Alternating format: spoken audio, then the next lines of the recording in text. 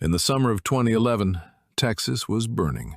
John Miller's 40-year-old stock pond had dried into a cracked, dead wasteland. The experts told him the only fix was an $18,000 plastic liner. His neighbor offered to bulldoze it for $8,000. Instead, John spent $500 on 6 pigs and let them do what the engineers swore was impossible. July 12, 2011, San Saba County, Texas. It hadn't rained in 9 months. In this rugged stretch of the hill country, the temperature had topped 100 degrees for 42 straight days.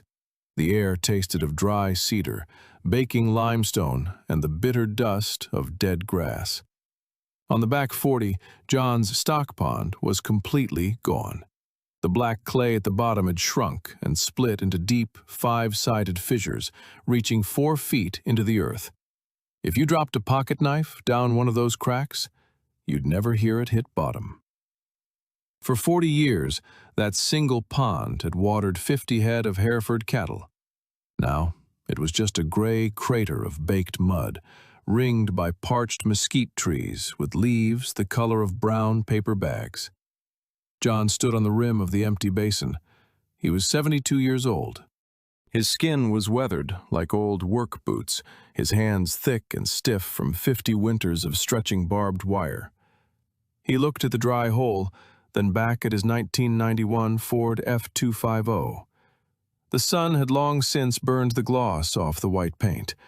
No water meant no grass, and no grass meant John's heifers were headed to the slaughterhouse months ahead of schedule. 2 days later, a white 2009 Ford F-150 kicked up dust on the gravel driveway. Out steps Tyler. He was 26, wore spotless Justin boots, and carried a yellow legal pad alongside a Garmin GPS. Fresh out of Texas A&M with a degree in agricultural hydrology, he was working for a reclamation firm out of Abilene. Tyler walked down into the baked basin, driving a metal probe deep into one of the fissures. He tapped his GPS, jotted down a few figures, and shook his head. John followed him slowly, his own boots crunching loud against the parched clay. "The old seal is gone, Mr. Miller," Tyler said, pointing his pen at the deep cracks. "When a pond sits dry this long in this kind of heat, the physical structure of the clay changes. The platelets separate. Even if we get a downpour tomorrow, the basin won't hold it. The water will just run straight down into the limestone aquifer like sand." John stared at the cracked earth. "How do we fix it?" Tyler flipped a page on his legal pad, revealing a printed spreadsheet. "First, we bring in a Cat 320 excavator," Tyler said.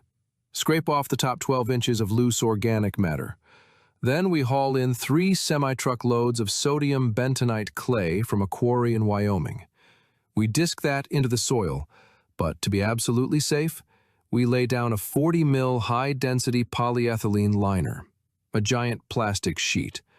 We weld the seams, cover it with 8 inches of clean dirt, and pack it tight with a sheep's foot roller." John looked down at the paper. At the bottom, written in neat blue ink, was the final number: $18,450.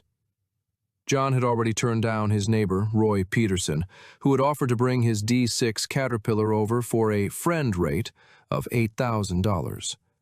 This was more than double that. John ran his thumb across his chin, the dry skin rasping loud against his white stubble. "That's more than the damn cows are worth," John said. "It's the only way that actually holds water," Tyler said, tapping the paper. "The modern way. Anything else is just throwing cash into dried dirt. That plastic liner is guaranteed for 20 years. John ignored the estimate. He looked past the paper, up at the sky instead. A pale, washed-out blue, empty from horizon to horizon. "I'll think on it," John said.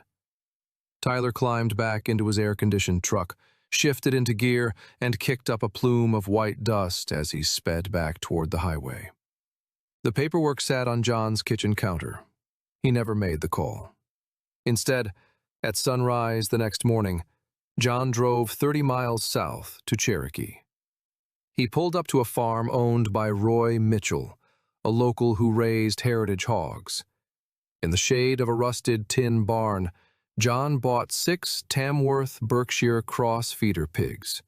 They were 40-pounders, covered in coarse, rusty orange hair, with long snouts and sharp black eyes. $85 apiece, $510 total.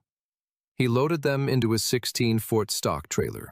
Before heading back, he grabbed 3 50-pound bags of whole kernel corn, a 300-foot roll of high-tensile polywire, and 24 fiberglass step-in posts.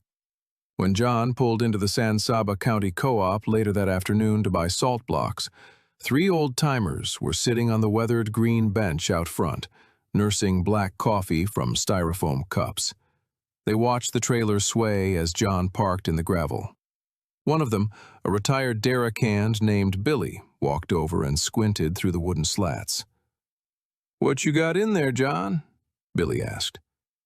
"Pigs," John said. Billy spat a dark stream of tobacco juice into the dry dirt. "You starting a pork business in a drought, John? There ain't enough green grass in this county to feed a grasshopper." "They're for the back pond," John said. Billy let out a dry, rattling laugh. "What, you planning to drown 'em? There ain't enough water in that hole to wet a postage stamp." John didn't bother explaining. He climbed back into his F250, threw it in gear, and started the slow, dusty drive back to his ranch. By August 3rd, the Texas heat was still holding steady at a brutal 104 degrees. While the engineers wanted to bring in an army of heavy excavators, John went to work with nothing but his own hands. Using a heavy mallet, he drove the fiberglass posts straight into the concrete-hard clay, mapping out a small 40-foot paddock right at the deepest point of the dry basin. He threaded 3 strands of high-tensile polywire through the clips and hooked them up to a solar fence charger. Then, he backed his stock trailer down into the crater, swung the metal gate open, and released the 6 orange pigs into the blinding glare. They stood frozen in the dust, blinking against the sun, looking down at the cracked gray earth, and then up at John.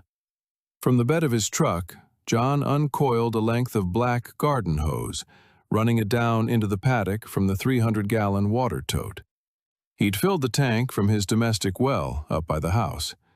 He cracked the brass valve, letting 60 gallons of cool water dump directly into the center of the dry enclosure. The parched clay hissed and bubbled, greedily drinking the water as trapped air escaped the soil in tiny geysers. But John kept the hose running. He waited until the stubborn clay finally gave up, turning into a shallow, soup-thick puddle.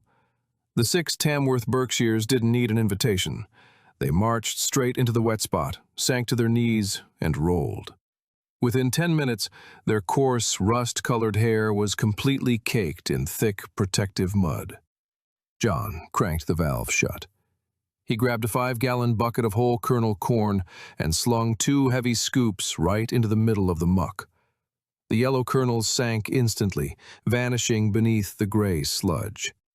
The 6 Tamworth Berkshires went straight to work. No diesel engines, no heavy machinery, just 6 wet snouts. A pig's snout is a powerhouse. It's a tough, solid disc of cartilage and muscle, perfected by millions of years of evolution to root, dig, and churn. They buried their faces deep into the wet clay, hunting for the buried corn, kneading the mud as they went. And at 40 pounds apiece, these pigs focused all their weight onto 4 sharp, tiny hooves. Every step acted like a miniature piston, driving the wet clay deep into those 4-foot fissures. Standing on the basin's edge, John was putting an ancient, forgotten science to the test. It's a process called glaying. Centuries before anyone manufactured synthetic plastic liners or Portland cement, European farmers sealed their ponds using nothing but clay, water, and livestock. The secret wasn't concrete. It was biology. When you pack clay with organic waste and seal it off from the air, the soil chemistry changes. Anaerobic bacteria in the pig manure and urine multiply rapidly, consuming every last trace of oxygen in the wet earth. Without oxygen, the iron in the clay undergoes a radical chemical reaction, turning from a dusty Texas red to a slick slate blue. The clay becomes incredibly sticky, rubbery, and completely waterproof. Then come the hooves. Day after day, the pigs stomp and knead this biological slurry, packing it down into a dense, seamless barrier that no water can penetrate. But you can't rush biology with a diesel engine. It takes moisture, patience, and relentless daily labor. Every morning at 6, before the sun could burn the mist off the mesquites, John backed his F250 down to the dry basin. He hauled 300 gallons of well water at a time, dumping just enough into the paddock to keep the mud thick and soupy, but never deep enough for a swim. To keep those sharp hooves moving, he'd scatter more dry corn directly into the heaviest muck. The pigs went to work. They rooted, trampled, and fouled the dirt, driving their hooves deeper with every heavy step. Soon, a thick, sour stench settled over the oak grove, a heavy mix of fermenting corn, wet clay, and hot manure baking in the still 100-degree air. Every 3 days, John pulled up the fiberglass posts. He shifted the paddock 10 feet at a time, slowly tracing the contours of the dry basin. Behind the herd, the landscape was unrecognizable. The dry, cracked, ash-gray earth was gone. In its place lay a slick, dark blue-gray seal, packed tight by hooves and polished smooth by the drag of their heavy bellies. Those deep 4-foot fissures were gone. The pigs had ground them shut, packing a thick paste of clay, manure, and water deep into every limestone seam. But down at the feed store, the skeptics kept talking. "He's still hauling water to those 6 hogs," Billy muttered to the cashier, shaking his head. 300 gallons a day. That old man's well is going to run dry before those pigs ever see a trailer. Old man's lost his mind, another voice muttered. He'd finally baked his brain. He could have just hired that A&M kid to roll out the plastic and been done with it. Now he's just a pig farmer with a dusty hole in the ground. John didn't say a word. He paid cash for his corn, loaded the heavy paper sacks into the bed of his truck, and drove home. Then, on September 8th, the Texas heat wave finally snapped. The wind shifted, blowing in cool and damp from the Gulf, carrying the heavy promise of rain. For the first time in months, the mercury dropped to 85 degrees. By mid-September, the pigs had filled out to 80 pounds apiece, thick-legged, broad-backed, and tireless.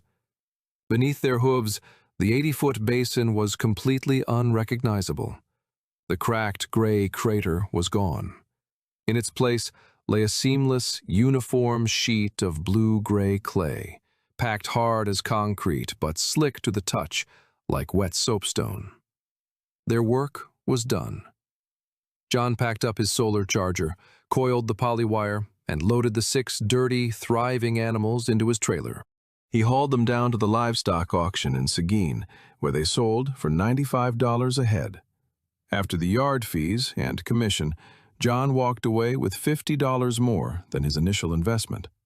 He had his pond sealed, and he'd actually been paid to do it.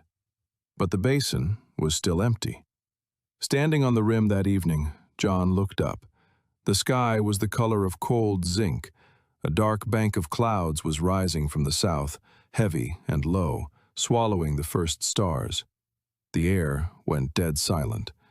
Even the crickets had cut out. John stared down at the gray-blue floor of his empty pond. He'd put $510 into those 6 pigs, another $30 into corn, and 60 days of back-breaking, filthy labor. The first drop of rain hit his dusty hat with a loud, hollow tap. Then another struck the parched dirt of the pasture. John stood frozen by the fence line. He watched the dark clouds roll in, waiting to see if this old-school gamble would actually hold water, or if 50 years of farming experience was about to be washed straight down into the limestone. Around midnight, the storm finally broke. It didn't start with a gentle autumn drizzle.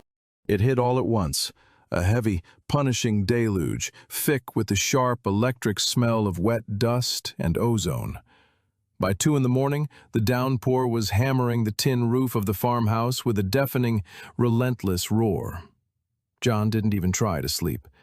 He sat in his dark kitchen, his calloused hands wrapped around a mug of black coffee, watching the lightning split the sky. Each flash cast long, frantic shadows of the old post oaks across the pasture, their branches whipping violently in the south wind. By dawn, the storm had eased to a quiet, gray drizzle. John laced up his oiled leather boots, threw a canvas slicker over his shoulders, and stepped out into the damp chill. The ground had turned into a greasy, slick muck. Sheets of shallow brown water ran through the grass, carving tiny channels in the gravelly dirt, all of it rushing downhill straight toward the basin. He stopped at the rim. The basin was already half full, a thick, muddy brown soup of washed-up silt and dead oak leaves. In the dead center, the water swirled in a slow, lazy circle, sitting directly over the massive limestone fissure that had swallowed 30,000 gallons of water the previous summer. John slid his way down the slick clay slope to the edge. He found a straight limb of dry mesquite, whittled the ends to a sharp point with his pocket knife, and drove it deep into the mud right at the water's edge. There was no room for wishing or praying now. He had marked the limit. He turned around, climbed back up the slope, and walked to the barn to feed his 3 remaining heifers. 3 days passed. The rain didn't return. Instead, a hot, thin October sun beat down, baking the Texas topsoil back into a hard, pale crust. On the 4th morning, John walked back down to the basin.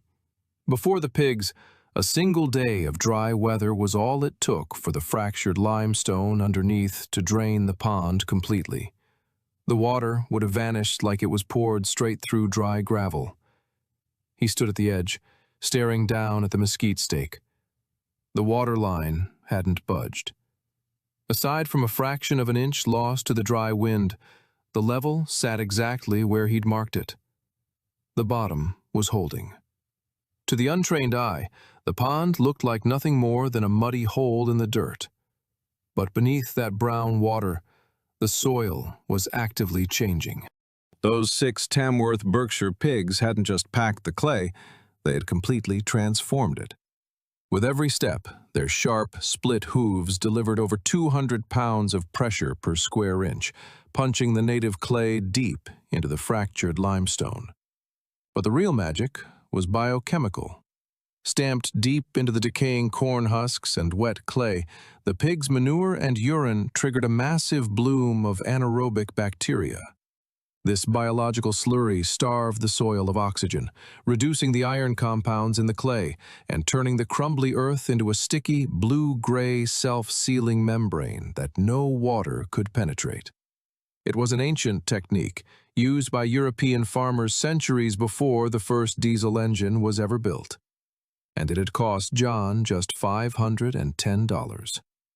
On November 12th, Tyler, the young engineer from A&M Hydrology, drove his white Ford F-150 back up John's gravel driveway. The truck was spotless, the magnetic decals on the doors bright and completely untouched by mud. Tyler stepped out of the cab, carrying a black leather portfolio. He squinted across the pasture, his eyes locking onto the basin.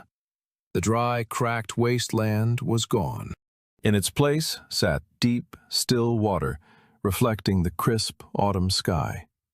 "I heard you got some water in it," Tyler said, walking up to the fence line. John kept his focus on his work, hunched over his old John Deere sickle mower. He squeezed the grease gun 3 times, watching the spent black sludge ooze out of the spindle. "Some," John said. "How long has it been holding?" Tyler asked. 6 weeks, John said, wiping the nozzle of his grease gun with a red shop rag. Tyler walked down to the edge of the water. He stood there for a long time, just staring. A small flock of teal ducks broke from the surface, their wings whistling in the cold air. The banks were already greening up with wild celery and smartweed, their roots securing the newly packed clay. Tyler walked back up the slope, squinting at the shoreline. "Did you lay down the liner? I didn't see any plastic on the edges." "No," John said, setting the grease gun on the tractor fender. "No plastic." "Bentonite?" Tyler asked. "Not an ounce," John said. Tyler nodded, squinting at his notepad, trying to make the math work. Native clay shouldn't hold water over fractured limestone, not without a standard tractor roller and at least 20 tons of bentonite. My estimate had the clay work alone at 12 grand. "I didn't use a tractor," John said. "Then how'd you pack it?" John looked out at the water. "Pigs." Tyler stared at him, waiting for the punchline. But John's face remained as flat and unreadable as a weathered fence post. "Pigs," Tyler repeated. 6 Tamworth Berkshires, John said. "They did it in 60 days. Hauled them down to the Seguin auction last week and got $95 a head for them." Tyler looked back at the pond, then down at his spotless boots. He didn't open his portfolio. He stood there for another minute, the dry wind tugging at his starched collar, before he reached down, picked up a hard clod of dirt, and tossed it into the water. It made a clean, heavy splash. "No plastic?" Tyler asked. "No plastic," John said. "Just pigs?" "Just pigs." Tyler looked back out at the deep, still water, then slowly shook his head. "That's not in the manual," he said quietly. "No," John said, tossing his oily shop rag aside. "It isn't." By December, word of the Miracle Pond had settled deep into San Saba County. Down at the local co-op, the jokes about John's pig circus had quietly died out. The same old-timers who had laughed over their coffee back in July now sat crowded around the propane heater, talking in low voices about their own cracked, dry stock tanks. Pride kept them from asking John for advice directly. That just wasn't how things were done in this part of Texas.